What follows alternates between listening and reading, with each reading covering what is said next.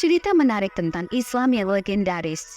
Hari ini saya akan menceritakan kisah seorang wanita yang menghadapi kenyataan pahit tentang masa lalu ibunya, dan bagaimana ia menemukan kekuatan serta kebangkitan diri melalui pencapaian pribadi dan profesional. Namun sebelumnya, saya sarankan untuk menuliskan sholawat yang kita tujukan kepada Nabi Muhammad, agar kelak sholawat ini bisa menjadi saksi kita untuk mendapat syafaat di akhirat. Like dan subscribe ke channel ini, sangat membantu menyebarkan dakwah Islam, dan semoga menjadi amal jariah untuk kita semua. Di hadapanku, jenazah ibumu terbaring, dan aku duduk di sisi kepalanya, menangis sendirian. Setelah kematian ibu, seluruh lingkungan sudah tahu, tetapi tak satu pun dari mereka datang ke rumah kami. Alasan utamanya adalah ibuku dikenal sebagai seorang wanita penghibur, dan semua orang di sini tahu akan hal itu. Mungkin Allah telah memaafkan dosa-dosa ibu, tetapi manusia tidak mudah melupakan. Mereka menghukumnya bahkan setelah kematiannya. Inilah sebabnya mengapa tidak ada yang datang melayat hingga saat ini. Aku duduk sendirian, menangis, memandang ini, dan tidak tahu harus berbuat apa dalam kesendirian ini. Aku kebingungan bagaimana mengurus pemakaman ibu. Bagaimana aku bisa membawa jenazah ibu ke kuburan? Aku tidak memiliki kerabat, dan tidak mengenal siapapun yang bisa membantu. Ibu tidak pernah membiarkanku merasakan khasnya dunia luar, atau membiarkanku keluar rumah sendirian. Dan sekarang, ketika ibu telah tiada, aku harus mengurus semua persiapan ini sendiri. Aku bingung bagaimana caranya keluar rumah dan meminta bantuan untuk mengurus pemakaman ibu. Aku harus menemukan cara untuk mengurus semuanya, dan pikiran ini memaksaku untuk bangkit dan keluar rumah. Aku mengetuk pintu rumah tetangga yang paling dekat dan meminta bantuan mereka. Tetapi mereka menolak dengan tegas, mengatakan bahwa mereka tidak mau masuk rumah yang dianggap najis. Mereka menyuruhku pergi. Dengan putus asa, aku mengetuk pintu setiap rumah di lingkungan kami, tetapi tak satu pun yang bersedia membantu. Air mataku tak terbendung, dan aku menengadah ke langit, berharap mendapatkan pertolongan dari Allah, karena manusia telah menolakku dan menolak untuk membantuku. Aku bertanya-tanya bagaimana mungkin aku bisa mengurus pemakaman ibu. Di tengah kebingungan itu, aku teringat kata-kata ibu yang membuatku merenung. Apa yang ibu katakan harus aku lakukan? Tetapi untuk melakukannya aku membutuhkan bantuan seseorang. Jenazah ibu terbaring sendirian di rumah, sementara aku berdiri di lorong, memikirkan siapa yang bisa aku ajak untuk membantu. Namun, satu pun yang mau membantu, dan semua orang malah merendahkanku. Dalam situasi itu, aku melihat seorang fakir berjalan melintasi lorong, meminta-minta di berbagai tempat.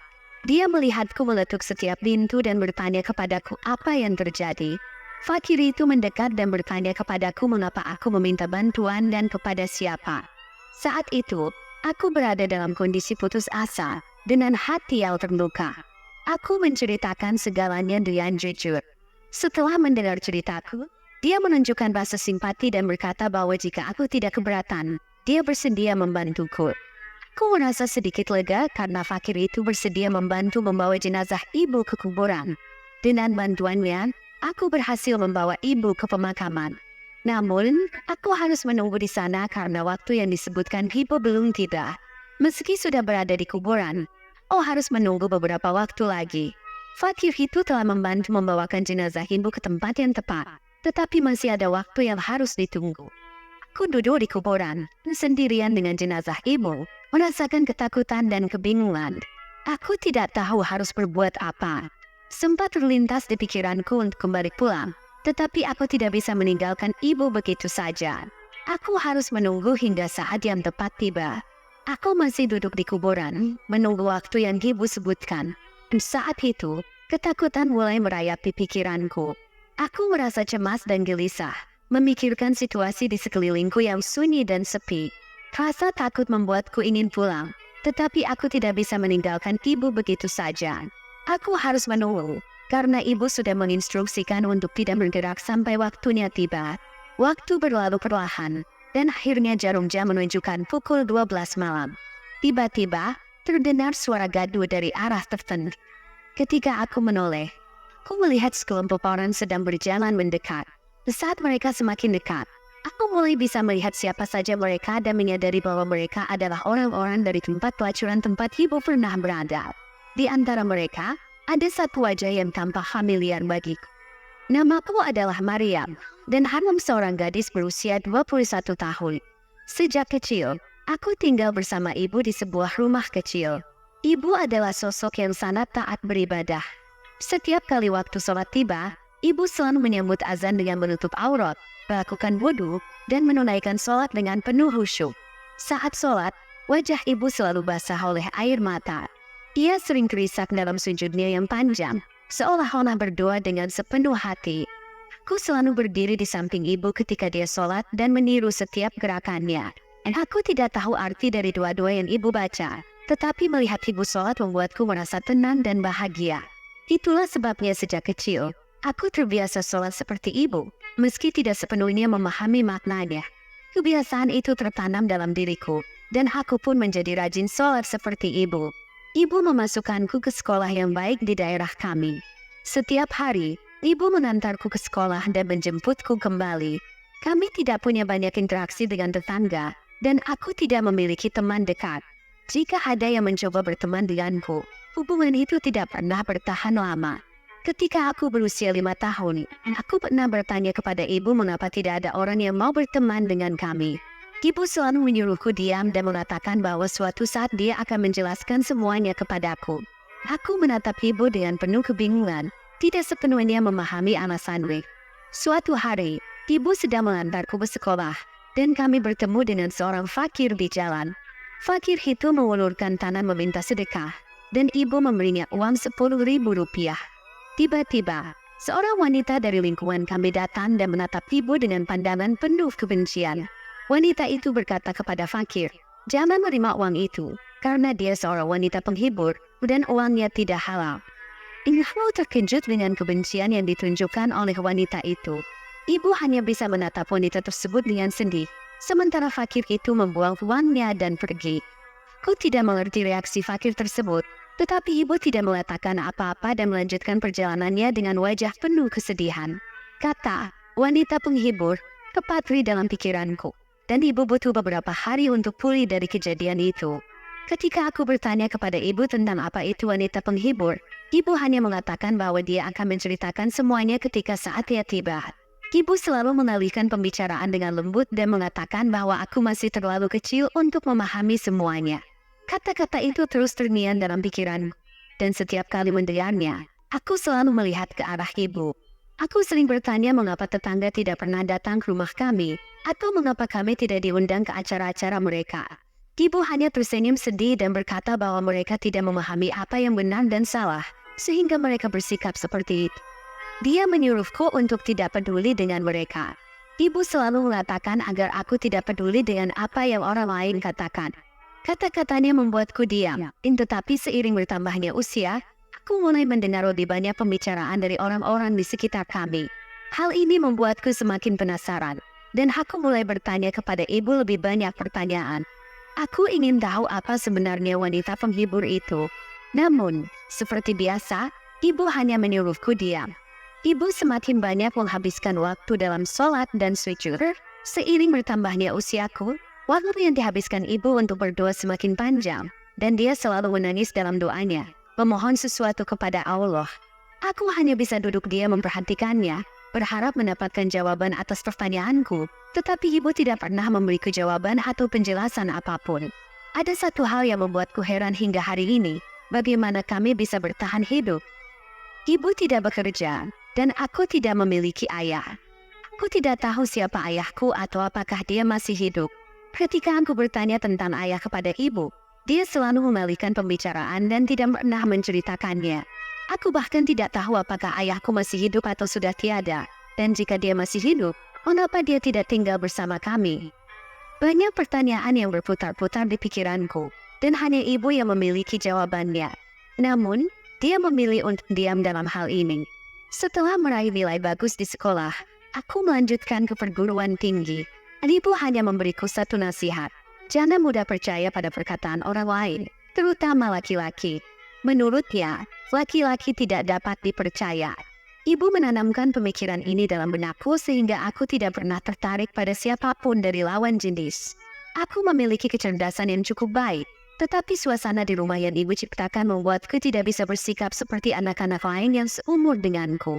Sementara teman-teman sebayaku pandai bergaul, aku tidak pernah tertarik untuk memperhatikan atau terlibat dalam pembicaraan mereka. Ku tidak memiliki sahabat. Ku berangkat ke perguruan tinggi sendirian dan pulang ke rumah sendirian.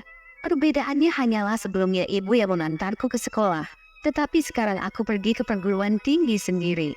Setiap kali aku pulang, ibu selalu menanyakan hal yang sama. Apakah aku bertemu dengan seorang laki-laki? Apakah aku berbicara dengan seorang laki-laki? Pertanyaan-pertanyaan itu membuatku bingung dan terkadang merasa tertekan. Aku sering berkata kepada ibu bahwa dia tidak mempercayai aku, meski aku tahu dia hanya khawatir. Meski aku mematuhi hampir semua nasihat ibu, ada satu nasihatnya yang benar-benar kupegang. Aku tidak bisa mempercayai siapapun sepenuhnya. Suatu hari, ada seorang laki-laki yang terus-menerus memperhatikanku. Aku merasa canggung dan terus menghindari tatapannya. Wajahku memerah karena malu. Waktu terus berjalan, dan aku kembali ke rumah. Tetapi pikiran tentang laki-laki itu terus menggangguku. Seolah-olah matanya masih menatapku, bahkan ketika aku sudah di rumah. Aku sering menutupi wajahku atau membenamkannya di bawah bantal, merasa malu dengan perasaanku sendiri. Sikap dan tingkah lakuku berubah karenanya. Aku berada di kamarku, senyum sendiri sambil memikirkan pemuda itu. Tanpa kusadari, ibu masuk ke dalam kamar dan berkata, "Maryam, apakah semuanya baik-baik saja?" "Kenapa senyum-senyum sendiri?" Perkataan ibu mengejutkanku hingga rasanya seperti ruhku terbang. Aku segera duduk tegak dan menjawab, "Tidak ibu, hanya teringat sesuatu saja." Ibu kemudian bertanya, "Apa yang kamu ingat? Ceritakan padaku." Dia duduk di depanku dengan wajah penuh tanda tanya. Aku tak mungkin menceritakan yang sebenarnya, dan meski aku tidak pandai berbohong, aku mencoba berkata, "Tadi di kelas, seorang teman jatuh, dan aku mengingatnya sehingga tersenyum." Ibu berkata, "Itu perbuatan yang sangat buruk, Maryam. Kamu tidak seharusnya menertawakan orang lain. Kamu tahu betapa sakitnya jika menjadi bahan tertawaan." Aku pun meminta maaf kepada ibu, berjanji tidak akan mengulangi perbuatan itu lagi.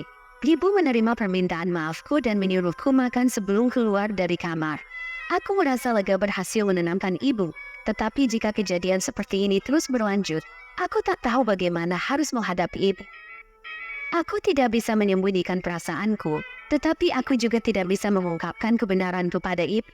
Jika ibu tahu apa yang sebenarnya terjadi, dia pasti akan menghentikanku kuliah dan mungkin memperlakukan aku dengan cara yang keras. Suatu hari, saat aku pulang, seorang tetangga keluar dan berkata, "Anak seorang wanita penghibur akan menjadi wanita penghibur juga, tidak peduli seberapa tinggi pendidikanmu." Aku terkejut dan bertanya, "Bibi, mengapa Anda selalu mengganggu kami? Apa yang telah ibu lakukan kepada Anda sehingga Anda terus menyebutnya wanita penghibur?" Tetangga itu mendekat dan berkata, "Jika kamu tidak percaya padaku, tanyakan pada ibumu sendiri. Apakah dia bukan wanita penghibur? Apakah dia tidak memuaskan nafsu laki-laki?" Kata-kata tetangga itu terasa seperti belati yang menusuk hatiku. Aku memutuskan bahwa hari ini, aku harus mencari kebenaran. Dengan napas tersengal karena marah, aku masuk ke rumah dan menemui ibu. Ketika ibu membuka pintu, dia bertanya, "Ada apa, Maryam? Apakah semuanya baik-baik saja?" Dengan marah, aku melempar buku dan tas sekolahku ke sofa, lalu duduk dengan perasaan campur aduk. Ibu melihat kondisiku yang belum pernah dilihatnya sebelumnya. Dia segera mendekat dengan penuh kekhawatiran dan berkata, "Anakku, harus ceritakan padaku apa yang terjadi." Aku menatap ibu dengan air mata mengalir dan berkata, "Ibu, mengapa semua orang menyebut wanita penghibur?" Hari ini tetangga mengatakan sesuatu yang sangat menyakitkan. Dia bilang bahwa ibu memuaskan nafsu laki-laki dan bahkan mempertanyakan siapa ayah.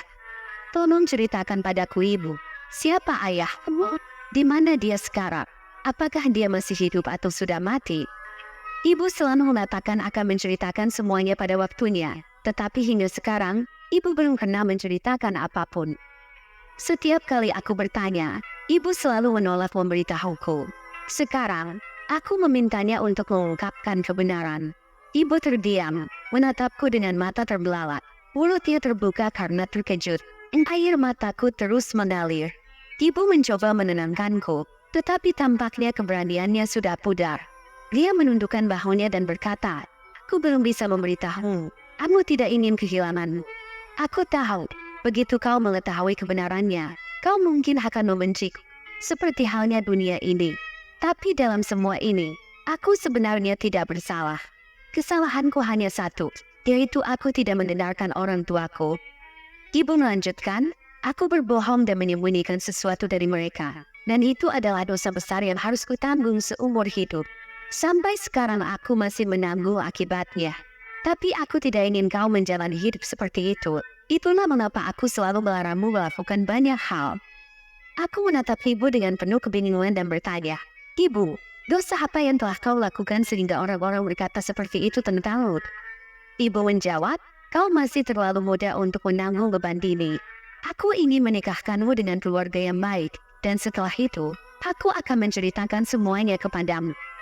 Aku berkata kepada ibu, apapun yang terjadi, aku tidak akan pergi ke sekolah sampai aku mengetahui kebenarannya. Ibu tambah sangat khawatir dan berkata, ini adalah kebodohan, mengapa kau berkata seperti itu? Aku berteriak dan berkata, Ibu, sampai kau memberitahuku kebenaran, dunia ini tidak akan berhenti berbicara. Melihat ibu menangis membuat hatiku sakit. Aku menarik napas panjang, menghapus air mataku, lalu mendekati ibu dan memeluknya. Aku berkata, baiklah, ceritakan padaku saat kau merasa tepat, tetapi jangan merusak kesehatanmu dengan menangis seperti ini. Ibu sering berkata padaku, pada hari aku meninggal, tidak akan ada yang mengangkat jenazahku. Namun, kau harus membawaku ke pemakaman, dan setelah tengah malam, jenazahku akan diurus. Perkataannya selalu membuatku heran. Aku sering berkata pada ibu, mengapa kita tidak pergi ke tempat lain dan memulai hidup baru? Ibu menjawab, jika kita meninggalkan rumah ini, kemana kita akan pergi? Aku tidak punya tempat lain. Setengah dari hidupnya telah dilewati di tempat ini, jadi ibu tidak ingin pergi kemanapun. Namun, dia tidak pernah menceritakan kebenaran agar aku bisa merasa nyaman tinggal di sini. Setelah mengetahui kenyataan, aku kehilangan kepercayaan pada cinta. Ibu mengungkapkan bahwa ketika dia muda, dia juga pernah jatuh cinta pada seorang laki-laki. Ibunya, nenekku, memperingatkan bahwa cinta kepada orang yang bukan mahram hanya akan membawa aib. Tetapi saat itu, ibu hanya melihat cinta, seperti halnya aku sekarang. Ibu memutuskan untuk kawin lari dengan laki-laki itu.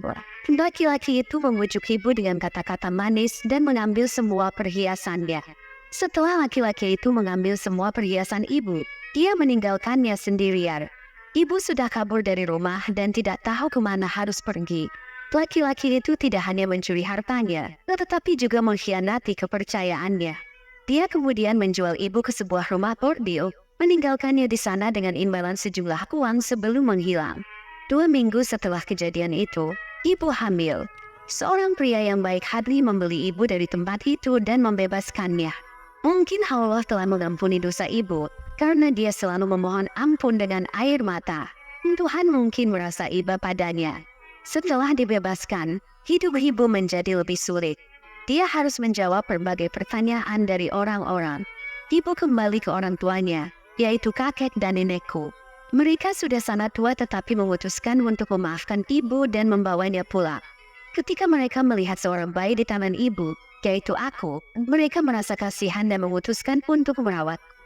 Ibu meminta maaf kepada kakek dan nenek, tetapi gosip dan cemoohan dari masyarakat membuat hidup mereka sulit. Akhirnya, kakek dan nenekku tidak dapat menahan semua itu dan meninggal dunia. Setelah kepergian mereka, ibu membesarkan aku sendiri, mendengar segala pembicaraan dari orang-orang, tetapi dia tidak pernah meninggalkanku sendirian. Dia selalu mengawasi agar aku tidak mengalami nasib yang sama sepertinya.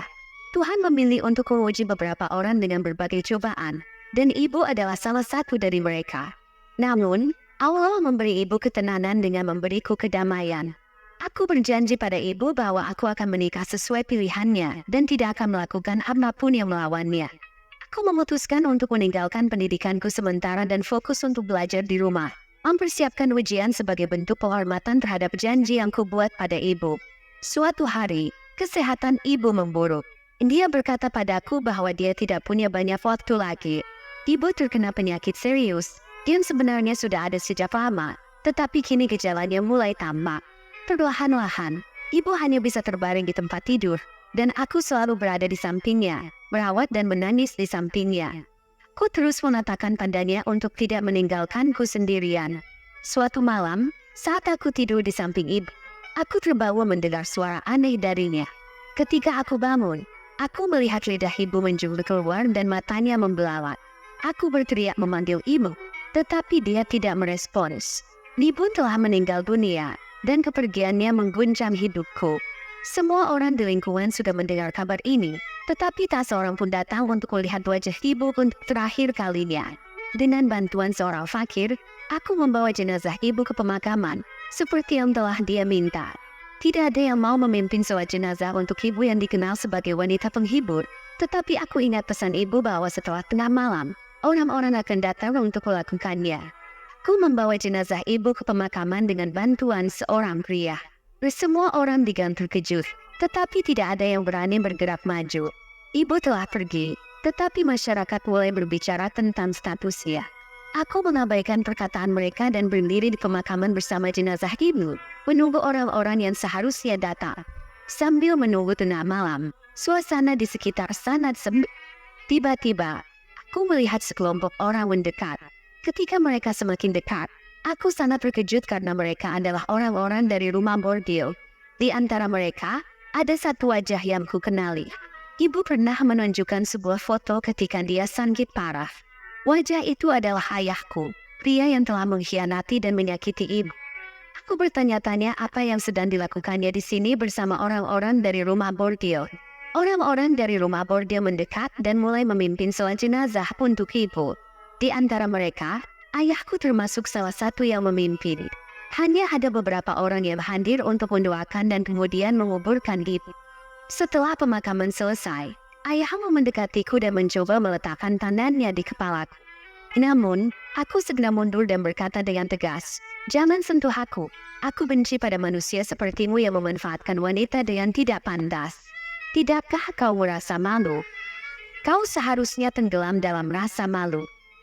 Mendengar perkataanku, ayah mulai menangis terisak-isak dan berkata, "Aku sudah mendapatkan balasan atas apa yang kulakukan pada ibumu. Aku telah menerima akibatnya di dunia ini. Maafkan aku berhutang padamu. Kau tidak pernah sempat meminta maaf kepada ibumu, tetapi kau bisa memaafkanku bukan?" Aku menatapnya dan berkata, "Tidak, aku tidak akan pernah memaafkanmu. Kau telah menyakiti ibuku dengan sangat dalam. Dia tidak pantas menerima penderitaan seperti itu. Dia adalah wanita yang sangat sabar dan baik hati, tetapi kau telah menodainya, bukan hanya dia, tetapi juga diriku. Jika ibu tidak menceritakan semuanya, aku tidak akan pernah tahu siapa ayahku yang sebenarnya. Mengapa kau melakukan hal ini? Apa yang ibuku atau aku lakukan padamu? Atau apakah kau tidak tahu apa akibat dari perbuatan hinamu ini?" Aku terus mengungkapkan kekecewaan dan kemarahanku padanya. Dia mendengarkan dengan diam, tidak membantah satupun kata-kataku. Aku akhirnya berkata, "Jangan pernah muncul di hadapanku lagi. Kalau tidak, aku tidak tahu apa yang akan kulakukan padamu." Setelah mengucapkan itu, aku meninggalkan pemakaman dengan hati yang hancur. Air mataku terus mengalir deras saat aku berjalan pulang. Kehilangan ibu membuatku merasa sangat kesepian, dan aku sadar bahwa aku harus hidup mandiri mulai saat ini. Hari itu, aku memutuskan untuk tidak menikah. Aku tidak bisa mempercayai laki-laki dalam keadaan apapun. Aku meninggalkan cintaku yang belum selesai dan mulai fokus pada karir. Aku mendapat pekerjaan yang baik, dan lambat laun mulai meraih kesuksesan. Allah memang maha memberi kehormatan. Meskipun ibuku merindukan kehormatan sepanjang hidupnya, syukurlah Allah memberiku kehormatan yang telah lama diidamkan ibuku. Di tempatku bekerja, orang-orang sangat menghormatiku. Bahkan, tetangga yang dulu menghindar sekarang menyapaku dengan baik. Tak ada lagi yang peduli siapa aku atau siapa orang tuaku. Semua karena pekerjaanku yang telah mengubah kepribadian.